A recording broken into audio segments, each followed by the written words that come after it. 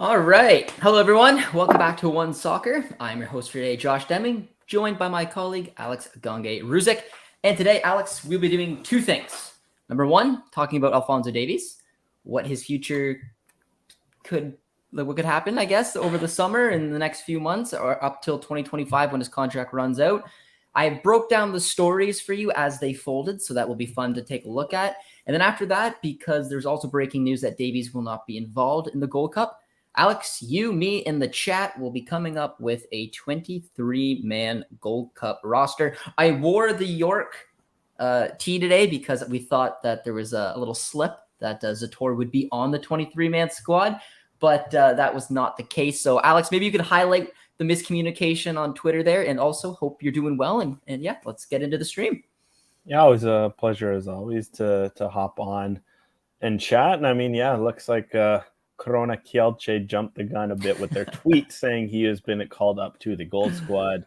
And then they buried their lead a bit with the story, which is hidden in the replies. You actually click on the website and it says, oh, he's been included in the long squad for the Gold Cup. So they definitely got it. There's a few got-ems on that one, the way they put that one out. But I think it feels like an indication. Dominic Zator will probably be there, and I'm sure we can look at such when we try to build a Gold Cup squad.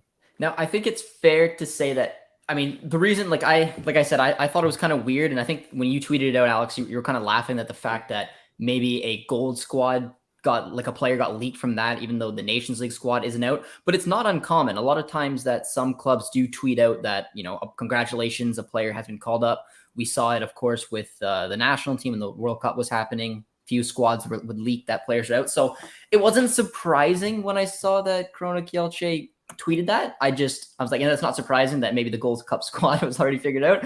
But I guess that was not the case. But we'll go into the chat here a little bit, and then we're going to jump into the Davies section, guys. So first things first, hope you're all doing well today on a nice Friday. 32 degrees out where I am in Ontario. I don't know how is it your way, Alex?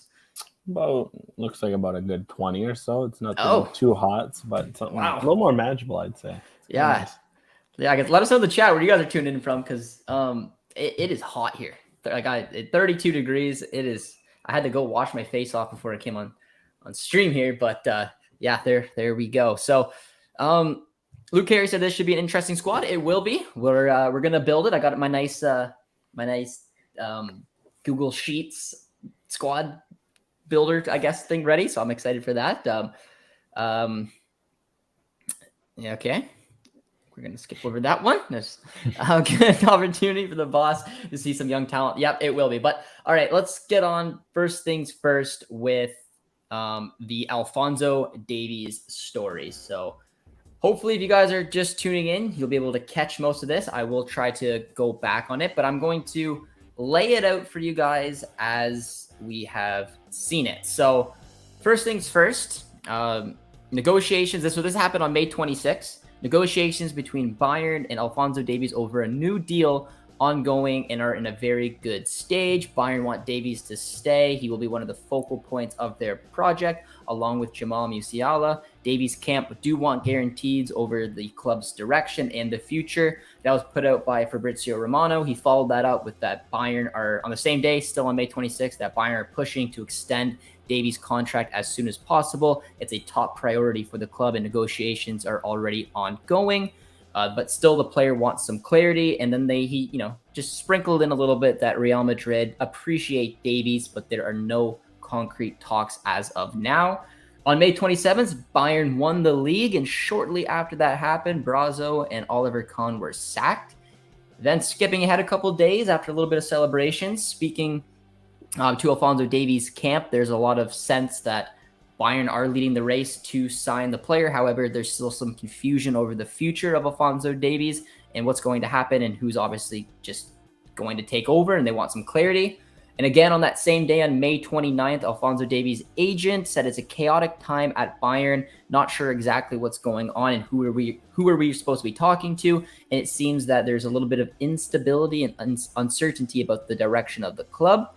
On that same day, his agent also said that maybe it's better that we wait until 2024 and see how things develop before we move on to a new contract. On the 30th, it was confirmed that basically any contract talks were put on hold and they will resume in the new year. And a little tidbit of information as well that Real Madrid and Manchester City are watching the situation. And then, of course, on the 30th, the last bit of information is Joshua Cloak put out an article on The Athletic, and Davies' agent just kind of mentioned the fact that Alphonso Davies will be participating in the upcoming Concacaf Nations League, but he will not be included in the Gold Cup, which is going to be the second part of our stream, building a squad and a younger squad without Alphonso Davies, because it was mentioned that John Herman will not bring a full-strength squad, instead providing an opportunity for young emerging players to make a name for themselves with minutes for Canada ahead of the 2024 Copa America. So hope you guys stayed with me there. May have to clip that later because that is a nice, I guess, summary. Alex was impressed. So Alex, I just threw a lot of information at you about Alphonso Davies and I guess what's to come. Out of that little pathway of information, what did you take from it? I think it shows how the instability at Bayern's affecting their ability to do business properly. I think it's kind of been clear over the last year that obviously there's been a lot going on off the field of Robert Lewandowski's departure, not being able to replace him. You look at some of the Julian Nagelsmann and Manuel Neuer drama that has gone on. It's something where there's obviously a lot of instability at the club, and it's going to affect decisions like Davies, because we've been clear with Davies. This is a crucial summer in that, all of a sudden, if you let his contract go to 2024, because he signed till 2025, all of a sudden with the year left, the ball goes into Davies' court. So this is a huge summer, because it's either you kind of get him to put pen on paper, or this is the time to sell him if you want 60, 70, 80 million. So this is one where it feels like it should be a priority, yet so far it's obviously, with all that's gone off the field, no sporting director, those sorts of questions are only going to make that process more complicated. Yeah, and it's also worth noting, I didn't put it in there, but I saw it, obviously that Brazo was a big part of bringing Davies to the club, and he was leading the contract talks to re-sign Alphonso Davies. So the fact that he has been let go, I guess it does make sense that those contract talks would be on hold. From who I've talked to, and I guess from my opinion on the subject is, I don't think Davies is going to leave. I don't think that he wants to leave. I think he wants to get a deal done. He just wants a little leadership. I've heard some whispers about, no one has reached out to them. And maybe, again, I'm just looking at it in hindsight, knowing that the storyline, maybe those contract talks that were supposed to happen before Bayern won the league kind of got stopped just because they knew that Brazo was leaving. And then they just haven't really picked back up. Maybe it seems like a touchy situation. Now the fact that they've been pushed off to 2024 maybe opens the door, but I still think at the end of the day, more than likely Davies will stay. But out of the two, and guys, let me know. I try to type this properly in the chat here, but I'm gonna redo it. If he does leave, now again, my opinion probably won't, but if he does, where would you like to see him go? City or Real Madrid? I'm gonna put or Bayern. No, I'm not. So I'll let you tackle this, Alex. We're gonna give them an option. If he does move, City or Real Madrid, and why? Yeah, I think of course the City interest was intriguing, for many reasons. But I think if he leaves, it has to be Real Madrid. Just again, the link up with the Vinicius. There has been a bit of instability at the fullback position for Real Madrid with injuries and knocks, and surrounding someone like a Ferland Mendy. So I just think the fit's there. It's kind of when you're at a club like Bayern, there's only so many places you can go to keep it equivalent, if not taking a step up. And it feels like Real Madrid is one of those teams, a team that is expected to win the Champions League every year, wants to push for La Liga. And I just love the direction Madrid has gone in terms of signing young talent to refreshen their squad. I think it's a smart way of doing business, where all of a sudden when these guys like Modric and Kroos and Casemiro had left, and Benzema now looks like he's out the door, and obviously Ronaldo a few years ago, it feels like they've done a good job of planning succession plans, in that Ronaldo goes, Vinicius steps up, and you look at some of these midfielders age out. Okay, you just have Ernesto Valverde, you have Eduardo Camavinga, or Aurelien Tchouameni, you got Jude Bellingham potentially on the way, and I just think a guy like Davies would be a logical player to join that sort of core of 20 to 26-year-old players that they're kind of building up as that next cycle, that next generation. So there's just a lot of fits there in terms of recruitment, in terms of style of play, in terms of just marketing. The fact you're playing for a club of that stature can only help you take another step forward. And, for Canadian men's soccer as well, to have a player playing in a profile of that club can only help the way that having a player at Bayern has helped in that regard. There's a lot to like with all those. Yeah, I mean, like I said, at the end of the day, I find it unlikely that he will leave, but I do think that Madrid would be a better fit for the reasons that you said, and I just don't know exactly how he would fit in that City kind of forever changing lineup. Like they usually play in that 3-2-4-2. Did I give him the numbers right? 3-4-3-2. It's a bit common. It's like a 3-2-3-2. 3-2-3-2. Because with Nathan Ake, occupies that left hand side and he tucks in, and then the left, Davies would probably basically be like a left mid fit as opposed to like a natural left back, which I think he can do. It's just the competition then changes a little bit. They like their inverted fullbacks in a way. I don't know. What do you make of the fit at City? Do you think it's there? I was reading a few reports that they were talking about the style of City, and I was having trouble seeing how Davies would perfectly fit in there without taking the position of like a Grealish or a Mahrez or someone like that. It depends what you want out of Davies. If you want Davies to be more of the 1v1 dribbling, combining in the final third that he can do, it feels like it would just be kind of like a wide player and more of a like the wide roles they've had for the likes of a Mahrez or a Grealish, which just doesn't seem to make sense because it feels like you'd want to also capitalize on his defending and his defensive ability. And when you look at that, it feels like, maybe one of the outside wide players. But in that regard, if he's to do that, that's going to be a lot of demands on possessional play, with his ability to help build up, which he's shown, a lot of growth in that regard. But that just means we're probably not going to see as much of him going forward, bursting into that final third. So it really depends, I guess, what he wants long term. I just feel like if I see him at City, I feel like he's going to develop, of course, immensely on the ball, and I see him becoming more of a midfielder long term, if not a wide player, depending on how Pep views him. Whereas at Real Madrid, there is more of a clear development. Okay, you've spent 4 or 5 years growing as a left back after being a winger when you're younger. It feels like Real Madrid, it's just keep doing what makes you such a good fullback and grow on that. So it really depends on what he wants, right? Does he want that next challenge where you maybe make a bit of a positional shift and take that next step forward in a City system like that, or do you go for a bit of stability at Madrid? Yeah, I like the idea of him playing under a manager like Pep. I'm not 100% sure how it would be a fit, but I also really like the idea of him at Madrid just because it's, Real Madrid. It's that club. I feel like if you're going to leave a club like Bayern, it has to be for a Madrid. And we've seen that in the past with like a David Alaba, for example.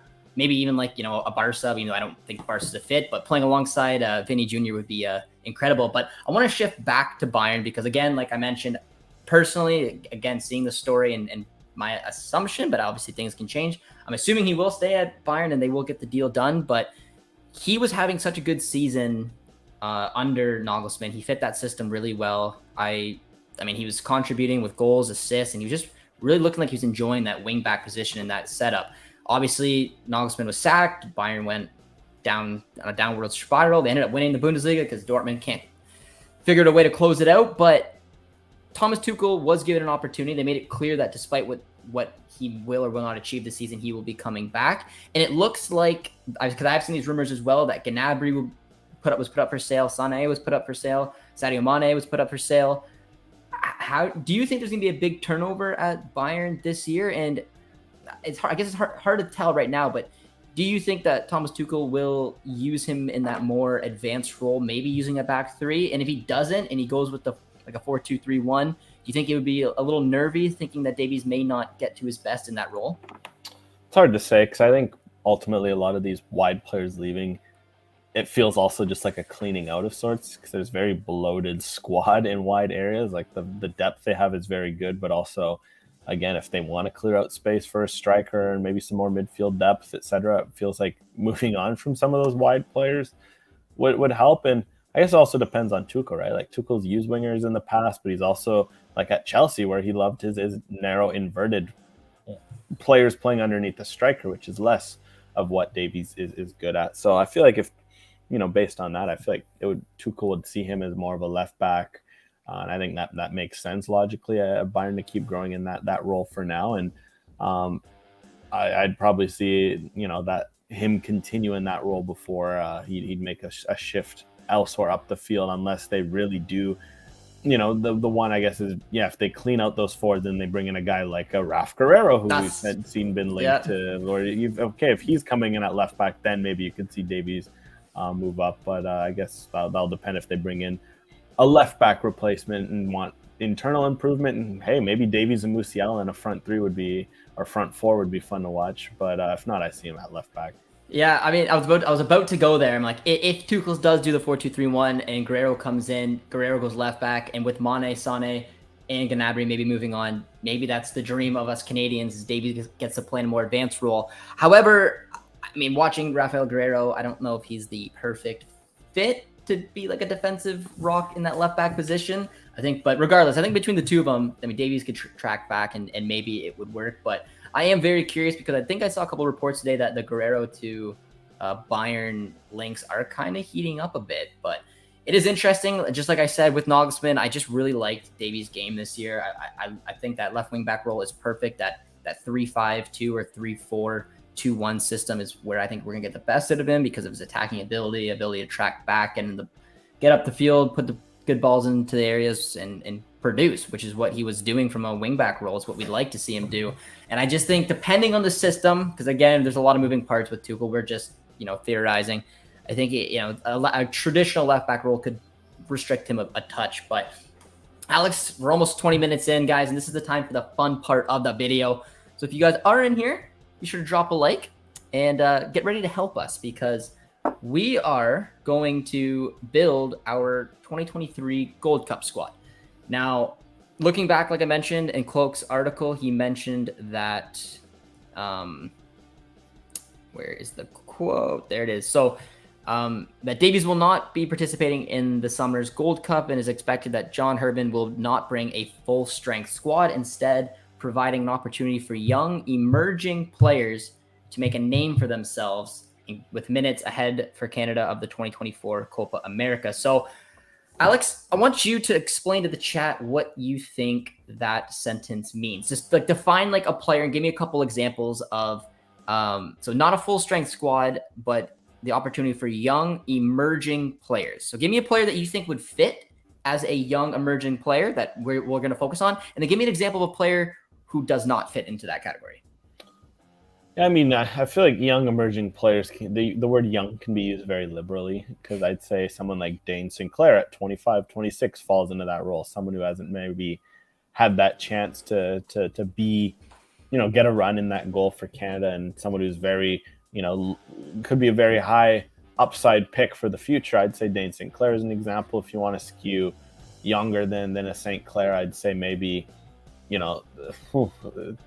someone of the likes of just looking at some of these names here, like a Jaquil Marshall-Rudy, I guess, someone who would skew a bit younger, obviously at 19, and someone you're looking for a long term. As for players who maybe don't fit in that, I think it's obvious it's more the likes of an Atiba Hutchinson, Milan Borjan, Steven Vittorias, and even guys like a Davies, Jonathan David, Kyle Larin, where at this point, like, their hierarchy in the squad is very clear. Like, it's something where they're kind of nailed on starters, if not, very important contributors when there. So I think there is a gray zone. I think there's a lot of guys who could be primed to make a push up. Like, I think there's still a reality where a guy like Ismail Koenig could fall in the young and hungry category, because I think he's a locked-in starter now. But at a tournament like this, where if there's some stars absent, he can be the guy and take that step up. So I think it's something where it just really is a case-by-case player scenario where you'd look at each individual situation. And I think that's important too, because Dane St. Clair, for example, is a regular. You expect him to get called up to pretty much every Canadian national team camp. However, he does not really play. Like, similar to Crépeau at the 2021 Gold Cup, Borjan didn't feature. It was a huge opportunity, and Crépeau took it. He was fantastic. I could see like the Gold Cup being St. Clair's tournament. He deserved it. Just because he's with the national team consistently, like we see, doesn't mean that he's actually featuring. But I do want to point out this tweet because it got a lot of attention, and I think it might have excited people a little bit too much, Alex. But I just want your opinion before we get going.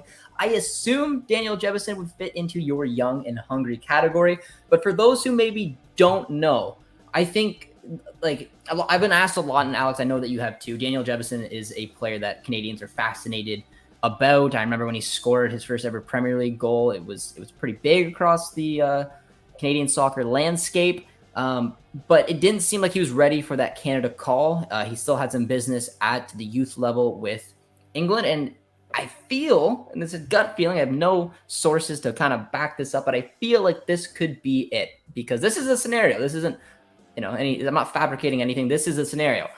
This was 2 days ago when I said yesterday, or I tweeted this yesterday, so it was 2 days ago in the game, is when England got knocked out of the U20 World Cup in the round of 16. Daniel Jebbison was on that squad, but he didn't start a single match in that tournament. Today, which was yesterday, he was announced on Canada's preliminary Gold Cup roster. And that, obviously, with the report we just talked about, John Herman wants to send a younger squad. Alex, am I looking too much into this? Does it look like it's actually lining up where that acceptance could be there for Daniel Jebbison? What is your thoughts, or was I just reaching there? I don't see it for the Gold Cup. No? I don't think it's one where I think the reality of the Gold Cup is that it's a huge commitment that we don't necessarily realize, because it's classed as a final tournament by FIFA. And what that means is all you have to do is be in a squad. If you're in the final squad for that tournament, you're cap-tied. It's not like a Nations League where you can make it in the squad. You can hang around like some players have done. And then, okay, I didn't play. Okay, I can make my move elsewhere, like you see with World Cup qualifiers.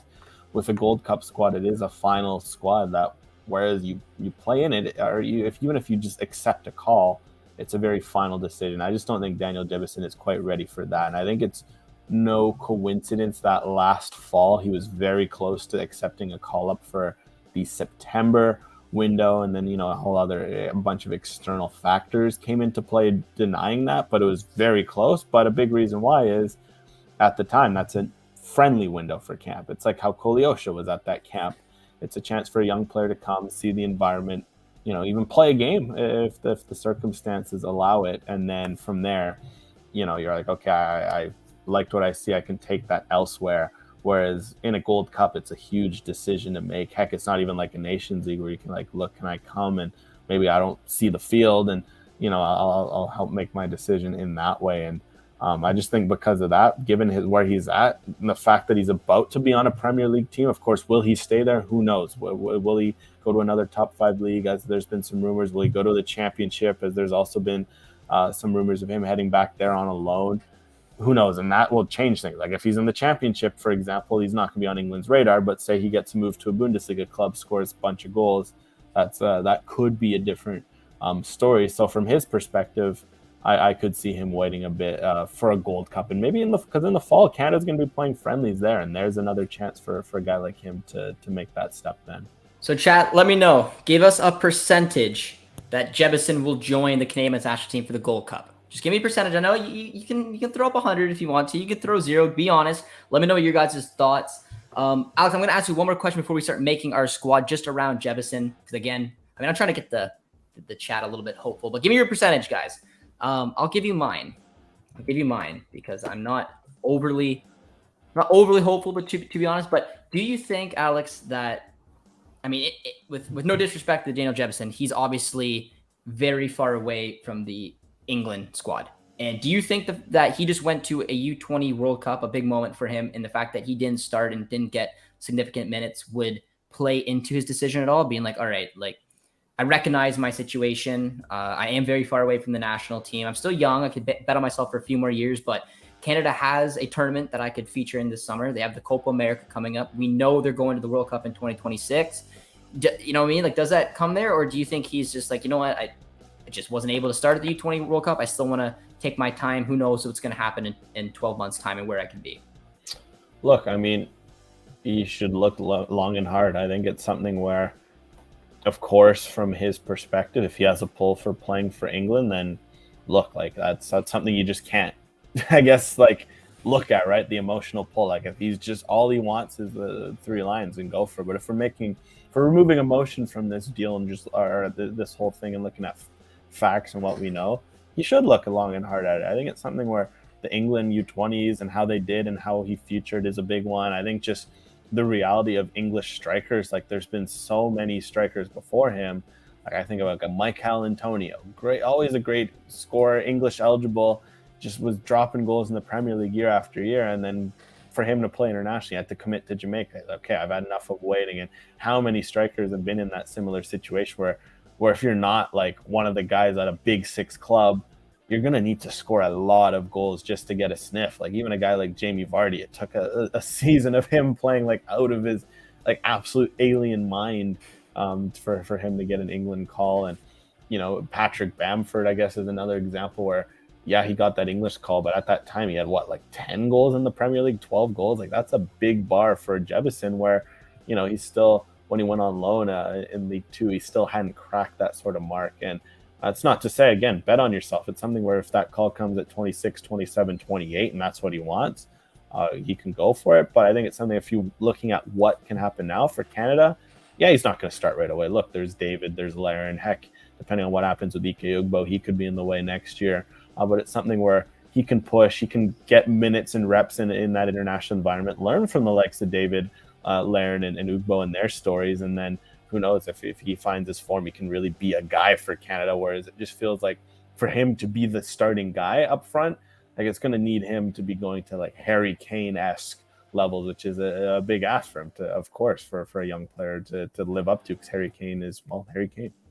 Yeah, I mean, you make a lot of good points. I was just wondering, again, the fact that it's being rumored that Herdman is looking to bring a younger squad, similar to what the U.S. did in the 2021 Gold Cup. I think that they gave a lot of players in that tournament a chance. They went on and won that tournament. A lot of those players got big moves. A lot of those players took a step into the national team. It almost looks like a platform, whether it's for Jebbison or not, it looks like a platform this summer for some young Canadians to take a big step, similar to the way a Tajon Buchanan did in our tournament. But let's get going into the squad now, guys. If you're enjoying the stream so far, be sure to drop a like and get your guys' picks in. We'll start with three keepers, as across the pond, St. Clair and McGill get a shot at the Gold Cup. You let me know. Give me your guys' three keepers that you would like to see, knowing that it has to be a younger squad. So assume probably that Borjan won't be going, obviously, I would say, and probably Crepeau as well. But I mean, I'll get Alex's opinion on that. And just to touch on this before we get going, two things as Jonathan Walker comes in. No, Tomori, unfortunately, is a lost cause, but you said real question. It seemed like Canada had a lot of momentum on dual national front. They've been quiet lately. I don't know if that's entirely true, but I'll get into that in a sec. Compared to the U.S. recruits, who does the Canadian men's national team realistically have to target? So, I mean, in terms of the U.S., yes, they got Balogun. It's a huge get. There's no getting around it. They were desperate for a striker. They got a striker, a 20-goal scorer in Ligue 1. But that's basically, as I would say, unless I'm missing someone, Alex, I would say that's basically their dual nats right now. We've been Alejandro Zendejas as well. Zendejas, yeah, a decent ad. I guess that's a decent ad as well. But I wouldn't say we're totally quiet. I mean, McGill was a surprise addition. He just got a contract with Brighton right now. We have Aiden Morris, who I think is absolutely a big target for us. We hope Canada is pushing hard, but I would say he's more than likely the most important one. And then another center back for a nation that seemed to have almost no center backs for a while. They just keep coming. What is your thoughts quickly before we get going on McGraw? Yeah, I mean, in terms of McGraw, I think it's just a good add to the pool. 6'4" center back, plays on the Timbers. From what I've seen of Timbers games this year, very just solid, fundamental center back. Could use some work on the ball. I think the numbers show that, and from what I've seen, some work on the ball. But he's very good in the air, very good in the box, and I think those are very useful profiles. Again, for Canada, they do have a few players like that. So, of course, it's something where he'll just add into the mix, and hopefully he can continue to grow, because I think those things like on the ball and and that sort of stuff can be learned, and he has some good attributes in terms of the defending the box and is an imposing presence. And we talk about Canada's central center backs long term. He fits in that profile, right? Like likes of Scott Kennedy naturally projects more out in the wide areas, although he could play in the middle. Ditto with a Kamal Miller, ditto with a lot of these, Kyle Hebert as well, a lot of them project more as wide center back. So long term, McGrath he's a lot more of a natural central center back long term. So obviously curious to see his development at 24, 25. I think he's 25. It's still very young for a center back. So certainly good. And I guess, in terms of the overall dual nationals point, look, it's something where, of course, you always want the shiny new toys. You'd love to see Jebbison and all these players, Koleosho, all these guys commit. But look, Canada's in a situation right now where it's not 2019. It's not where you're just trying to get players, build the squad, get everyone in. It's something where there's a certain level to this squad right now. And ultimately, the biggest thing about these dual nationals is Canada isn't losing anyone where you're looking like, ooh, that's a big loss that would potentially improve the starting 11. I think someone like Stefan Mitrovic could arguably be in that discussion, but still it's someone where you're looking like, okay, Canada did have some depth in where he'd fit in, which would probably be as a third midfielder on the more attacking side or as a wide player at the time when the commitment happened. You're like, okay, Canada has a lot of wide players. You look at some of these other dual nationals, like a guy like Koleosho, just, again, he still needs to make that jump to first team football. For Jebbison, he needs to score goals more consistently. And I think because of that, it's not like Canada are losing guys like a Tomori where you're like, okay, that's a huge loss. That's someone who could have genuinely upgraded and being that sort of difference maker the same way Balogun is going to be that sort of player for the US. So because of that, until they lose a dual national like that, I think that's a discussion where, look, it's obviously frustrating not to see all of them commit. It's like Pokemon, man. You want to catch them all, but sometimes, sometimes there's rares. Sometimes there's some that maybe aren't so desirable in that sense. Not saying that these players aren't, but you just don't need them at certain times. So I'll take your Pokemon reference and I'll up as I will say Aiden Morris is a shiny Pokemon for us Canadians. But hear me out, because I agree, and I think that. I mean, Daniel Jebbison is a player that on social media can get attention. He's a player that I know Canadians are very excited about.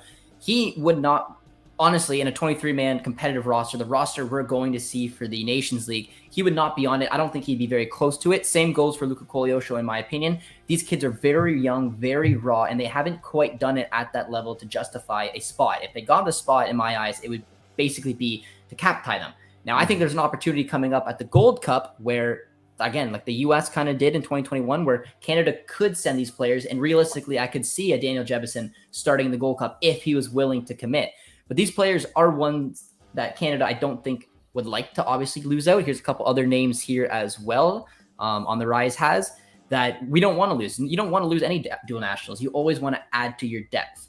But in terms of the first team, that starting 11 are right on the bubble, I think Aiden Morris is a shiny Pokemon. I think that he's a player with the profile that could come in here and make a big difference, that could potentially walk into the starting lineup, depending on who's available, could play really well, and could be someone that I think could also, at the age of 21, with his attributes and the season he's having, could potentially go to Europe in a year or two. Like he's one. Would you kind of get what I'm saying, Alice? Would you agree with that? Aiden Morris is kind of all the dual nationals, he's the one where I would say like losing him would be a concern, because there's a genuine path towards him improving and helping the first team squad right away. I think that's to fit that point. He's someone, if you'd lose, you'd be frustrated about.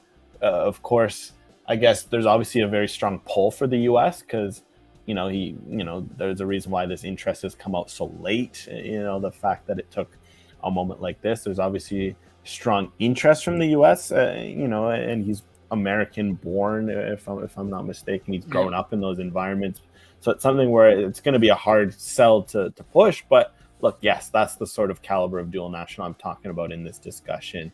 And for the most part, other than him, and I guess probably Nico Segur, although that depends because he is a midfielder playing at fullback. It depends if Segur is more of a midfielder long term, then I'd say absolutely. If he's more of a fullback, it's something where, again, the depth is there.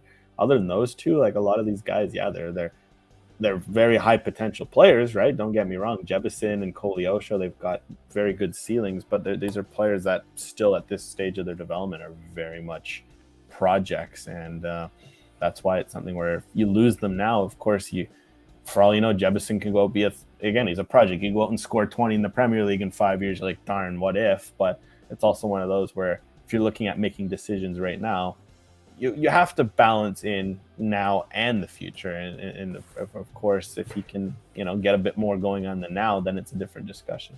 Yeah, and I would say, and this is just my opinion, but I would say keep an eye on the US's Gold Cup roster, because if Aiden Morris isn't, like, for example, like, I could see a couple scenarios. I mean, he wasn't on their Nations League squad. That is a all-out strong squad for the US that they're going into this tournament to win. And for those who are asking, because I get this question a lot, why would Canada prioritize the Concacaf Nations League over the Gold Cup? And it's a kind of a long question, but the U.S., and my assumption is going to do the same. It's because we're 2 matches away from winning a trophy. We have a nice, kind draw against Panama, and then we could go on and play the winner of the U.S. and Mexico. And we are 2 matches away from winning silverware, our first trophy in 23 years. On the flip side of that, it's obviously a lot shorter, and with players looking to get moves like Jonathan David, Ike Ugbo, maybe Kyle Larin, they could be tied up for a bit. They also want rest, vacation, and a Gold Cup tournament it could be a month long. It could be 6 matches. So I know that people say, well, the Gold Cup has more history. And I mean, that's obviously true. But right now, you get all your best players together for 2 quick games. You do well, you're winning silverware, and then you could have the rest of the summer off. The U.S. did it in 2021. Canada, if I could see them winning the Nations League, I bet you that Gold Cup squad changes even more with players taking rest. But that is the reason behind it. But now we are going to move on. Well, also, I'll add for the Gold Cup as well. It's like there's a few factors that have hurt the Gold Cup in their ability for teams like the U.S. and Mexico, especially historically, to take it seriously. It's every 2 years, which again, is too much. It should be every 3 to 4, just because with every 2 years in a summer like this where there's just so much going on, you feel like, look, we'll send what we can, we'll try to win it, and if not, look, you have it in 2 years, right? It's not sitting there like a Euros, like a Copa America, where it means so much more because it's every 4 years. You're sitting there. If you don't win it, you're sitting there thinking for the next 2-3 years, what if this, what if that? Where if, look, you're Canada or Mexico or the US, you don't win it this time, you're like, oh, we got it in 2 years. And also just the timing of it. It's, for whatever reason, it's always way later in the summer, so it's harder to and because of that, it doesn't fully fall under some of the like international like tournament rules where it's like, for a Euros, for example, you have to release all your players, whereas in the Gold Cup in the past, you don't have to because of the timing of it. It can affect training camp too, can it? Yeah, it affects preseasons. It affects all these sorts of factors. And because of that, for European players, a Nations League, it's 2 games in an official FIFA window. They cannot reject a call-up. Canada can call up a best squad if they want to. Like you mentioned, like on top of the 2 games, plus it's early, so they can, if they have moves, if they have all these issues to deal with, they can go and they have a proper off season all summer. I think there's many reasons why the Gold Cup isn't taking it seriously. And look, I think that's a huge debate I'm willing to sit down and have. Like, I think the Gold Cup should be every 4 years. It should be taken seriously. It's your confederational tournament, but there are reasons why it's not. And I think we're seeing why teams like Canada and US aren't taking it seriously. Excellent point. I agree with all of it, and we're not going to get into this right now, Alex. But I agree, and my solution would be that kind of merger with the Copa America with CONMEBOL, and you do like the Gold Cup every 4 years, but then in that in between year, instead of doing like Gold Cup 2 years, you do the Gold Cup. 4 years later, you do the Gold Cup, and then 2 years later, you do that CONCACAF CONMEBOL combined tournament. So Copa America would then be every obviously 4 years, which it might already be. I think so. I think it is not 2. It's supposed to be every 4 years, but because in the last few years they've had the Centenario and then the pandemic, and they've just kind of been all over them. That's my goal, because then you have your Gold Cup every 4 years. You have the Copa America, which helps this region grow, and then your other tournaments. But yes, we're not getting into that now, but that would be my solution. But all right, guys, 20 minutes or 40 minutes into this stream now. I started this conversation at the 20-minute mark, so but now we are putting together the squad. So let me know in the chat, guys. Give me your 3 keeper picks. I've seen a few. So Alex, I'm going to throw a couple names at you. I have my 3. So I'd say, is Jonathan Sirwa in? And do you think, first off, that Crépeau will feature in the Gold Cup? I'm leaning no now. I just think it's something I'd love to have him there and play, but it's something where I think it would be beneficial to give St. Clair the reins throughout the tournament, and for Crépeau just to continue with LAFC to recover. There'll be games for LAFC, so he can step in and play those games, which I think would, if you're in a scenario where Crépeau is getting up to speed with LAFC and St. Clair has the reins for Canada, it's a win-win situation as well. I just think, but because of that, I would see it would make logical sense that between the two, bring Sinclair to Canada, leave Crepeau with LAFC to find his feet again. 100%. And there's a nasty injury. It's a long recovery. And I mean, his side is going to a Concacaf, well, has played the first leg of a Concacaf Champions League final. So, I mean, like, they're doing pretty well without him. He's going to be hungry to win that position back. So quickly, Alex, it's St. Clair's tournament, right? In your eyes? 100%. No. Right. So then the two young keepers, we're assuming that they're going to bring McGill Sirois. Yeah, I'd say McGill Sirois. I mean, if anything, for Sirois will be interesting just because he's been so good for Montreal, and obviously he'll miss crucial games. So I wonder if that makes any hesitation. 'Cause, as we've seen with Montreal for the past 2 years, when you win your spot, you win your spot. And, we've seen James Pantemis, not play much in the first half of last year, then win his spot. And then this year he started and then gets injured. So because of that, I could maybe see Sirois potentially decline. But if I were making the call, I'd say Sirois and McGill, yes.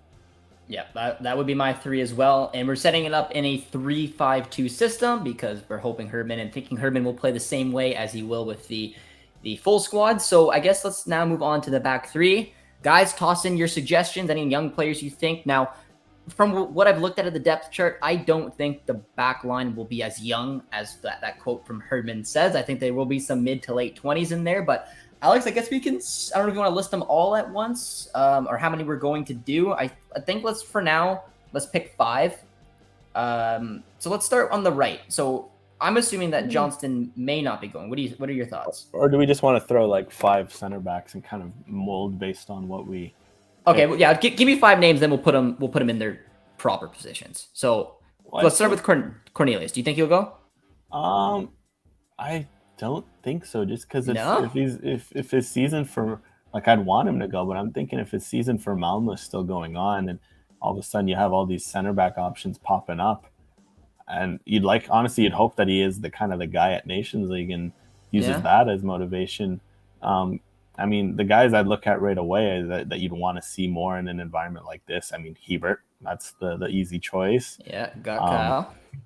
Honestly, even like a Kamal Miller, even though I'm kind of on the fence in that one. I'd say McNaughton, 100%. He's looked very good at Nashville. Well. And I like, for example, I would say no to like a Scott Kennedy because he'll be looking for a move. Is that kind of maybe your logic behind it as well? Yes and no, but also I feel like him being the guy for a tournament also wouldn't hurt because he would like some experience from that tournament. I think if you're able to convince Zach McGraw, I would love to put him in just because we mentioned for the middle of the back 3. Let's do it. Potential Vittoria replacements. What about a Waterman? I'd put Waterman in there. I think he's one of those guys where could really step up in a tournament like this. All right, those are our 5. And I agree with Kamal Miller. Unless Kamal Miller, in my eyes, is getting another move, which, I mean, he did just go to Inter, but, manager turnover now that Neville's out. I don't think, I don't know, my gut's telling me he's not going to Europe, so I do agree with that. So there we go. Well, the way I'd frame it now, if you look at it, is in Nations League, lean a bit more Cornelius, of course, he deserves it, and even to an extent, Kennedy, right? And then let them go. Cornelius can go back to Malmo and play, and Kennedy can go find his club. And then on the flip side of it, then the next tournament, that means you rely more on a guy like a Miller. If he doesn't play as much, say at the Nations League, you can rely more on some of those other guys. So that's kind of how I see it broken down. I don't know what you think about that. No, I think that makes total sense. I just slotted them in here. What about Zator? That's a name. That was another name I did forget. So we might have to. I do think Zator is going to go, so we may have to cut somebody else. We'll see. We'll slot him in for now. Leave him there. How about we leave him on the side? Because I feel like it's someone where that's pretty much it, right? In terms of center back names that we have on the proper. Yeah. There is I don't know where you're gonna put him. Bumbito, I'm thinking may go. I think it's just we'll allow him to continue to develop, get minutes at Colorado. I think it's something, no need to take him out. Colorado's needed him. Keep getting minutes, and maybe if he keeps it up, you have a look at him in the fall or something like that. All right, then let's move on to the wing back. So there was a report that came out today. I'm just curious to get your take. Richie Larea, it looks like his loan's going to get extended for the rest of the MLS season. Does that almost lock him into probably leaving that dreadful TFC season behind for a little break to go over and play a little Nations League? Or what's your thoughts on Larea?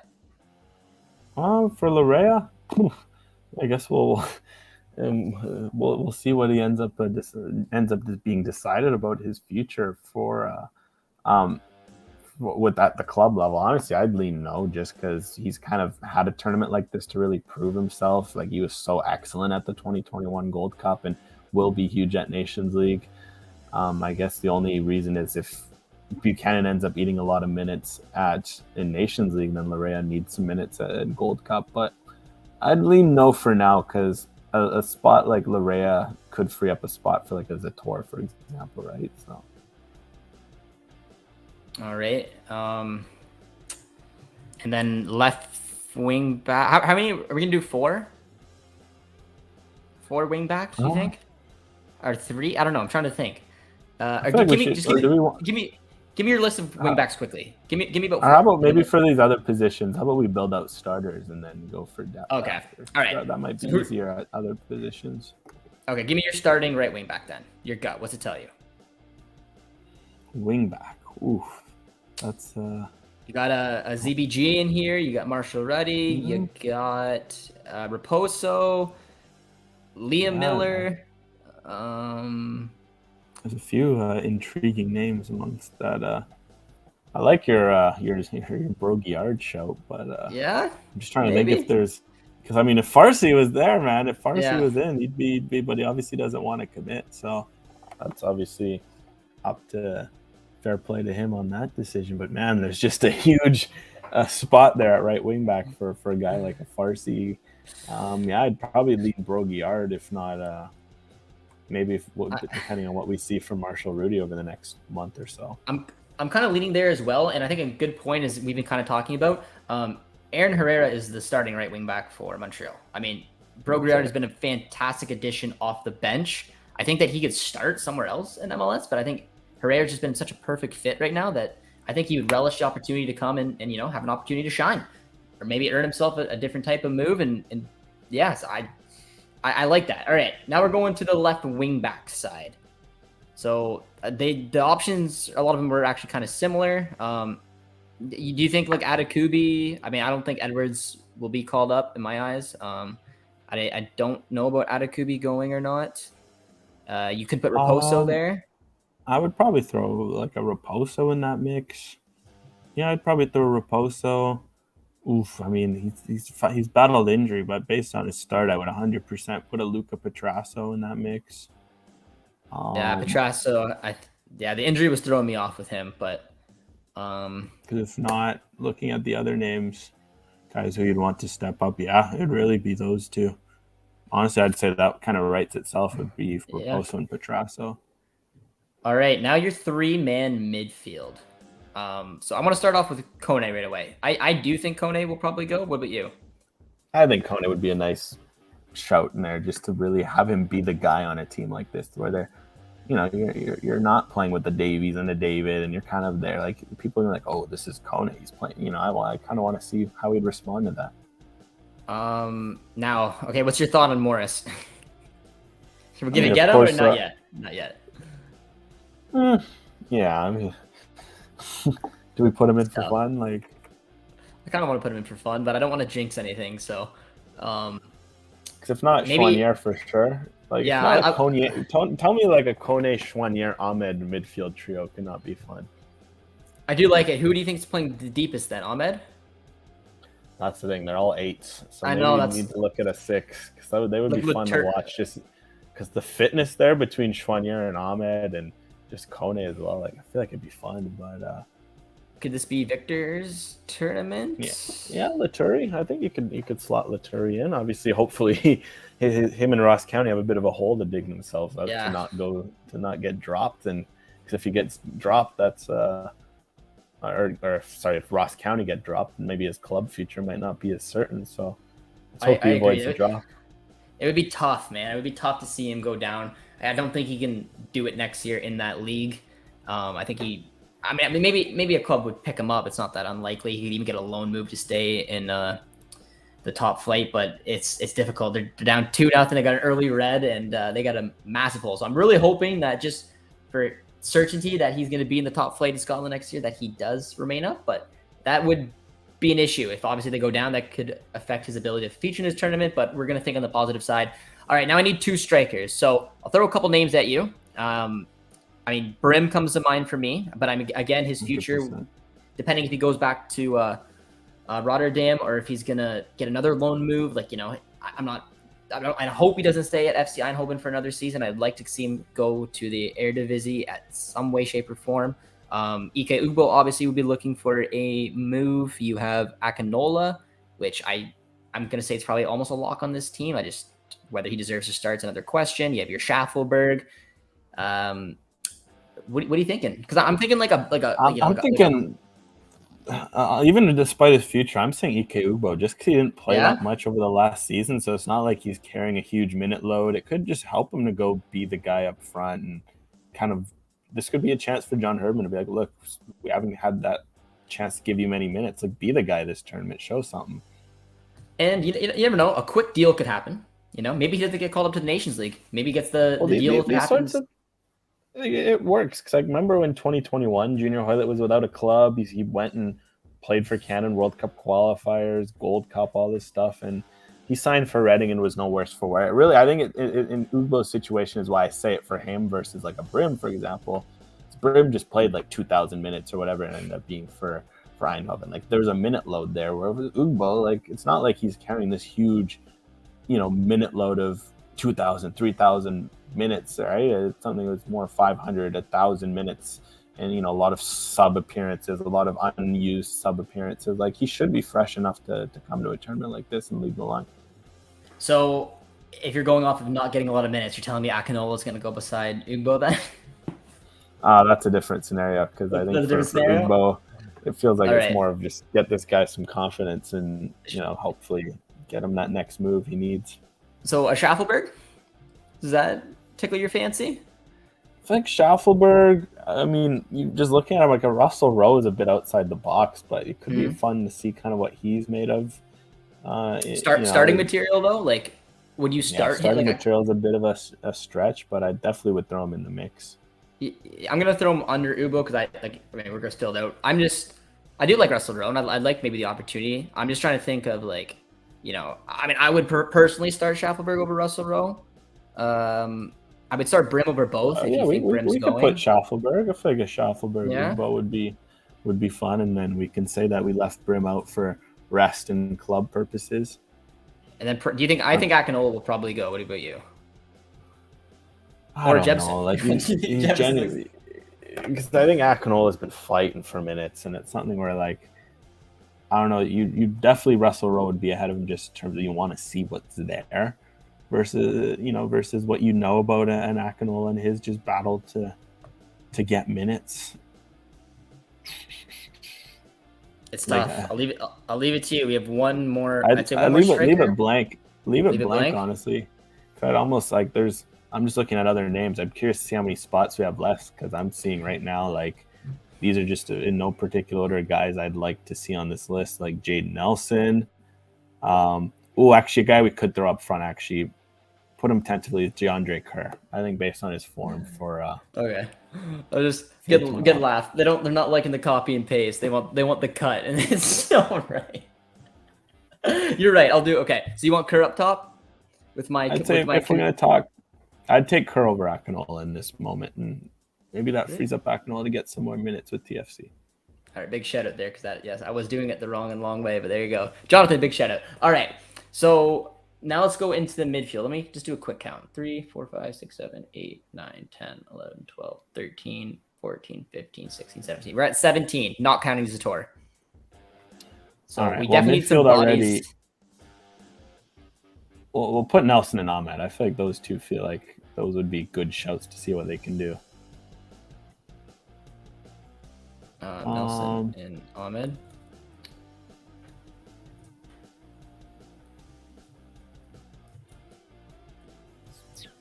Who do you think would play at the 10 versus, not that it matters, but I put Chouanier a little bit higher than Coney, but I feel like that might be wrong. Yeah, I feel like if anything, Chouanier's been so much of an 8 this year. Yeah, I agree. I didn't like the look of that because I did put Cam there, but regardless. All right. Is there another defensive midfielder in here that we could put? Here's a fun one as a name. He's more of attacking, but I guess you could always move one of the guys back. How would Hoylett look in this squad? Kind of like a guy had his injury, so he doesn't have the minute load. He can kind of be like the vet, the captain. Well, do you play him at wing? Do you play him at wing back? Or are you putting him in the middle? He could be one of the wing back options. Honestly, you could start him ahead of Brogier in that. It actually would make a lot of sense because Hoylett in the 2021 Gold Cup was so good in that role. Just kind of like he was almost like an uncle out there with his nephews and just out there just helping them along. Wore the armband, balled out. Like I feel like he could be maybe a veteran presence to kind of give this younger team a bit of guidance. Yeah, the club creator. You can see what the chat says. I mean, I don't know what you think in chat. Would it be wild to have a Hoylett there, kind of like as the captain and kind of the leader of the group like this? Because he didn't play much. Obviously, his club future is uncertain, but it's something where it's like this could be a chance for him to kind of hit the ground running because he had that injury that kind of kept him out for 2-3 months. So that kind of almost served like an off season of sorts. The only thing that's holding me back is that it's supposed to be a younger squad, but like you said, I mean that doesn't mean anything. It's a pretty young squad with one. It's nice to have a leader. It's nice to have a captain, a leader, right? Like again, you don't want to throw the kids to the wolves, right? You do need some guys who are regulars who can kind of show them the ropes in terms of how it's done. And I think a guy like Hoylett fits that mold so perfectly. What about I think I asked you. So you don't think Adekubi is going, right? No, I think it's something where club future and played those minutes for Galatasaray, and you kind of know what you kind of know what he is, if that makes sense. So here's a player we kind of skipped over a little bit. What about a Liam Fraser for that other defensive midfielder position? A player who I don't know if anything about the transfer future, if he's going to get a.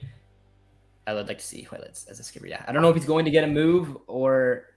I personally wouldn't bring honestly, Liam in, but. Maybe it could help him to have that competition against a Laturi straight up, since there are kind of a lack of midfielders. Although I guess on the flip side, given that he hasn't played all that much, a Sam Piet also could slot in if we're going to add another veteran name as well for looking at potential. I like Sam more than Fraser. Sorry, Fraser. I don't like the level he's playing at. I think he needs to go. I think he needs to move on. He's not even really playing at that level. He's just. I don't like it. I'd prefer him honestly just to go back to Major League Soccer and find a club there. So that's just my opinion. I mean, I just don't think that's a high enough division, the second division over Belgium. So for that reason, I agree with you. So let's take a count. 3, 4, 5, 6, 7, 8, 9, 10, 11, 12, 13, 14, 15, 16, 17, 18, 19, 20, 21. We're at 21. So now let's go over to Zator. Are we tossing him in? Or because, for example, we could like Hoylett could obviously like we could throw one of them at left wing back and Zator could go up, but I mean I don't know, just to toss them in. And what do you want your back line to look like? Who's that's what here? I'm like. Oh boy. Yeah, Miller. I think Miller has to start because I'm like Waterman technically can play left center back, but do you want him backing up Miller? It feels like he should be starting. Yeah, I mean that's where I ended up going with it. Now the way McNaughton's playing, I mean, would you start him over McGraw probably? Yeah, probably, and plus he's actually been called up before, so more of that familiarity. Like this could also be a chance for like Miller to be in the middle, Zator on the right, Waterman on the left. Yeah, it's a bit unconventional. Or actually Waterman straight up in the middle. He's also played that role. He's a good passer. You want to put Waterman over McNaughton in the middle? Yeah, and then you can just kind of put McGraw as like an extra.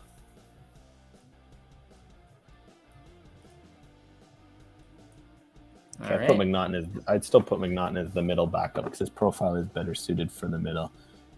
And McGraw is, he's enough of an athlete, I'd say, to play out in the outside of the back three.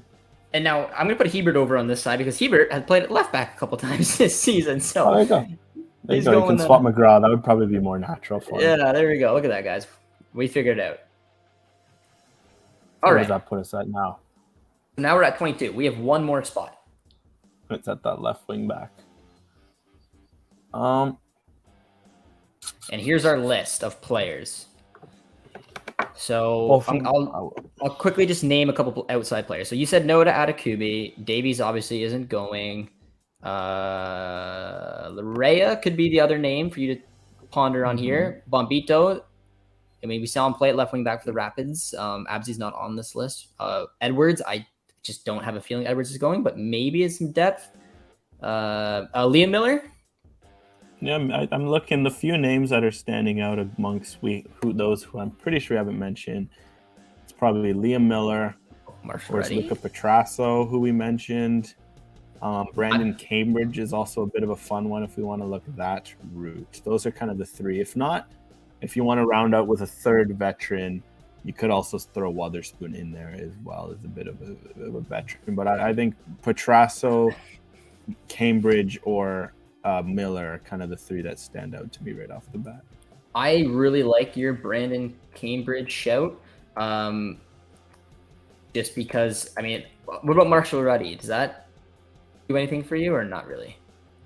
I'm on the fence with the Marshall Rudy one because it feels like I'd love to see him in this Canadian environment take that step, but it's just if you're looking across fullbacks and especially the red card, like Marshall Rudy's had such good glimpses, but then moments of frustration where you're like almost, I don't know, it just feels like I'd want to see a bit more from him, but I guess this tournament could also be good for him in a regard. So I do like and he is more of a natural wing back because Cambridge is a winger, if I'm not mistaken. Winger attacking midfielder. Yeah, I can say he can definitely play. Like he played as an 8 a couple times for Charlotte. He went for their second team. He played as a winger. But I mean, this just the system makes it difficult. I mean, would you want to throw like Ahmed out here as a backup option for left back? It doesn't really matter. I mean, we can have multiple in the middle. And Schwanier can play wing back. Zator can stay. It's something where it's just like, look, you kind of compensate. I mean, it is something. But I do think, the one thing that would hurt Cambridge is just, I think it is a lot to ask just Raposo on that left side, and a guy like Petrasso pushing him. It gives you two different profiles too. Petrasso more touches the line, gets out, whips across with his left. Raposo likes to cut in. It gives you a bit of a different look when based on the other. Oh, I missed out on Russell Rowe. I didn't. Okay, I just didn't delete him over here. Okay, I was gonna say that's definitely a player with this going. Okay, Is there any update on Petrasso's injury? I haven't seen anything on it in a while, but he was obviously included in both. Oh, I guess we can leave him out for sake of caution. All right. Well, because like you said, I mean, Hoylett can play as a wingback. ZBG can. Raposo. You could throw Chauanier, Ahmed. I like the Miller shout. If not, maybe something where just a bit of a chance for the reset button after up and down season for Basel. Obviously, wingback's not his natural position, but he's played there this year, so there's that natural fit. And you could arguably throw him in as a starter just over Raposo, just because Miller has that familiarity and wouldn't be a huge aspect. All right, Raposo, here's your first ever call up. You're starting every game. Yeah, that's a good. I think that's fair. So then, are we leaving Cambridge on the side, or what about Ahmed? Any update on his injury? Well, it's a head injury. It's something he's already been on the treadmill, but it could be a week. It could be 4 months, right? So then I'm gonna take him out. We could put an asterisk behind it. We could almost put Ahmed/Cambridge, depending on health.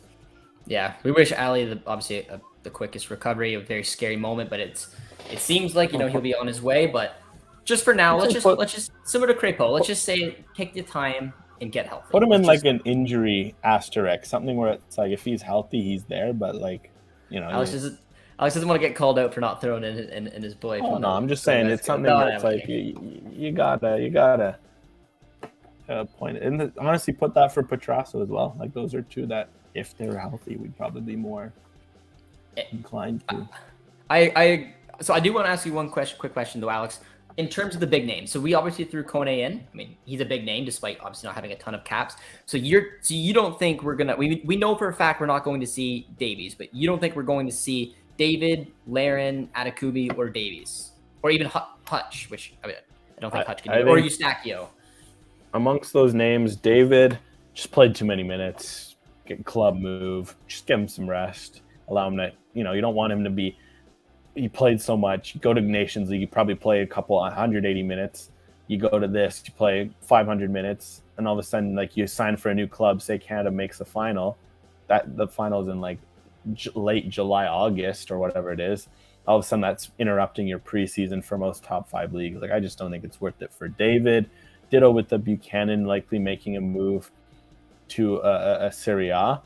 Typically, I want to say Serie A starts a bit later, and he also was injured lately, so maybe it's the Buchanan is a maybe, I'd say, compared. I think David is a no.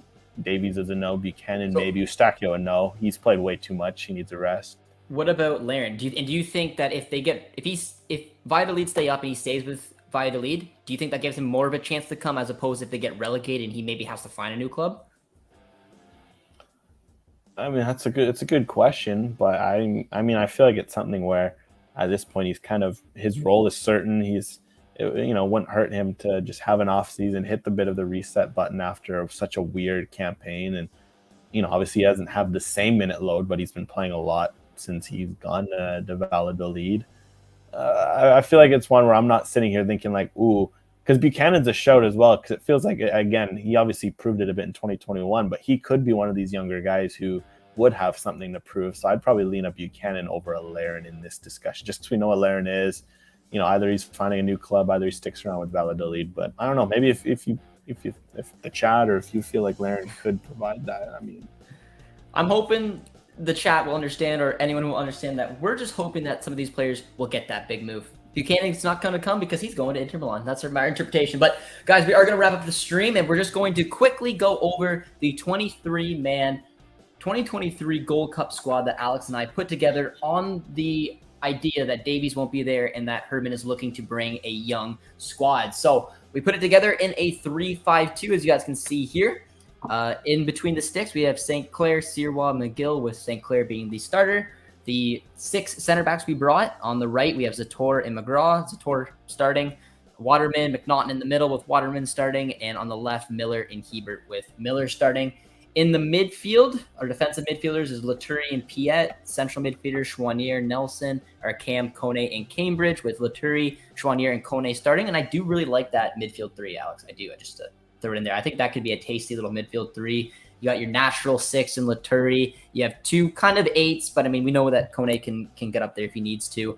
On the wing backs, Hoylett, that experience, our skipper, but maybe if he doesn't go, it could be Buchanan. We don't know. CBG as the backup on the left-hand side, a Liam Miller who could really use some minutes and an opportunity to shine at this summer's tournament, with Raposo, who I think deserved a spot with Miller, and I would say probably Hoylett, or again, Buchanan maybe being the starters there. And then our strikers, Ugbo, Schaffelberg, Kerr, and Russell Rowe, with Ugbo and Schaffelberg. Could be a massive tournament. When I'm looking at this, Alex, I am really dialed in on the 3 midfields, but I do think that this could be an opportunity for Ike Ugbo to gain a ton of confidence. Yeah, and I think that would be huge for him if he can find some form. And yeah, I think overall, I think it's pretty solid squad. Like, you still have guys where I think defense at center back, you have guys who are pushing in that conversation. You have a starter in Miller in goal. You have a St. Clair who's pushing. You got guys like Kone you want to see take that next step. Chouanier deserves a look. Ugbo as well. There's a good mix of guys who are hungry, guys who are also young and unproven. And then you got some guys like a Hoylett who you know what he is and can kind of shepherd his young charges. So we'll just call this Uncle Junior and company go take on the Gold Cup. Because I mean, I'd say of course, Jonathan, it isn't like, again, this isn't full squad Canada, but I think, again, considering what we're setting out to do, I think there's a lot of upside, which is always, a determining factor. And look, this is also probably a reality that the U.S. and Mexico are going to face. You're not going to be facing, McKennie, Adams, Musa, with Pulisic on the wing, and Reyna and all this for the U.S., and ditto for Mexico, Lozano and all this. So this is a reality that every team is going to face. So for Canada, I think that I'd like the way this stacks up in terms of a mix of first teamers, guys who are about to take that jump, etc. Yeah, and Eric, yes. I mean, I just call him ZBG because it just rolls off the tongue better than ZBG. I don't know. What do you think, Alex? You speak French. ZBG. ZBG. Should I be saying that? Is that Just, I go Broguiar. Brogy? I mean, I can call him ZBG. I just like, the quick little nickname. ZBG flies off the tongue. ZBG doesn't, but Broguiard is, I guess, what I could go with. But last question of the day will go back to Jonathan, saying this is a rough squad for winning the whole thing. But like Alex just kind of pointed out, the U.S., Mexico, those other teams will be sending B/C squads, whatever you want to call it. There is still a ton of talent in this Canadian squad, and there could still be surprises. Not that this is the worst case scenario that Alex and I put together, but there is a chance that, for example, like Alarin could go, Atakubi. We know Davies is not going. More than likely, I'm very confident that Eustachio and David won't either, but there could be a lot more depth that could be included. We just, like you said, we're going off of what John Herman said about a young squad. Tajon Buchanan, like I said, could be another one in there.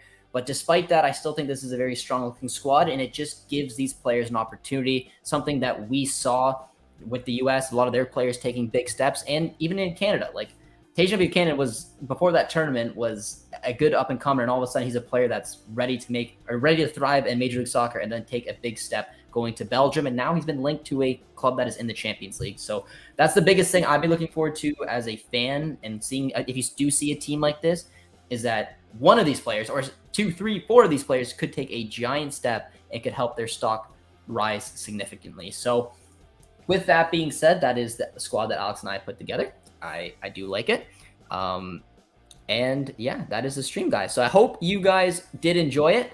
Alex, I appreciate you giving an hour and almost 15 minutes of your time today to sit down with me and build this squad. Thank you guys to everyone in the chat for tuning in. It was a lot of fun. If you have not done so, drop a like on your way out. It's always appreciated. And yeah, we will see you guys next time. Alex, any final words before we roll? Have a nice Friday, everyone. Yeah, it's beautiful. 32 degrees here. I'm going to enjoy it. Cheers, friends.